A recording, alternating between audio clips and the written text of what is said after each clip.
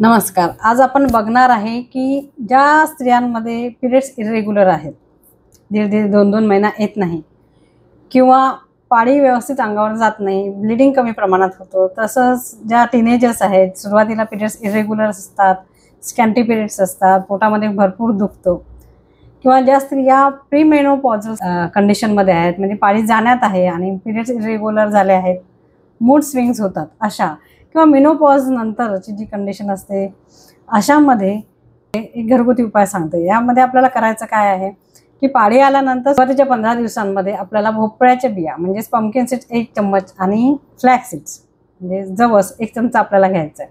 हे तुम्ही दोन्ही सकाळी एकदा म्हणजे जेवल्यानंतर खाऊ शकता, किंवा भोपळ्याच्या बिया सकाळी घ्यायच्या, फ्लॅक्स सीड्स रात्री घ्यायच्या, किंवा फ्लॅक्स सीड्स सकाळी घ्यायच्या, भोपळ्याच्या बिया तुम्ही रात्री घेऊ शकता. अशा प्रकारे दिवसभरातून 1-1 चम्मच ह्या सीड्स आपल्याला घ्यायचे आहेत. नंतरचे 15 दिवस जे आहे त्यावेळेला आपल्याला तीळ आणि सनफ्लावर सीड्स घ्यायचे आहे. हेही तुम्ही सोबत घ्या, किंवा तीळ सकाळी घ्या, रात्री सनफ्लावर सीड्स घ्या, किंवा सनफ्लावर सीड्स सकाळी घ्या, किंवा तीळ रात्री घ्या. तर दिवसभरातून 1-1 चम्मच तीळ आणि सनफ्लावर सीड्स तुम्हाला घ्यायचे आहे.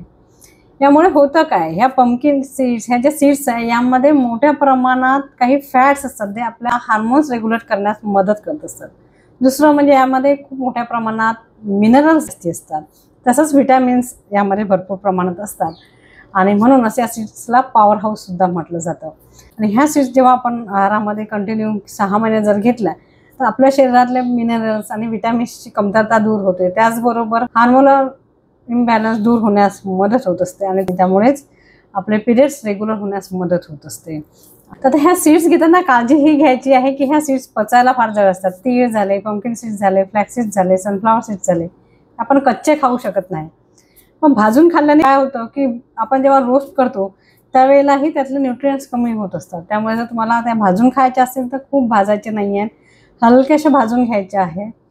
किंवा बेस्ट त्याचं खाण्याची पद्धत ही आहे की हे तुम्ही सोक करून खायचे.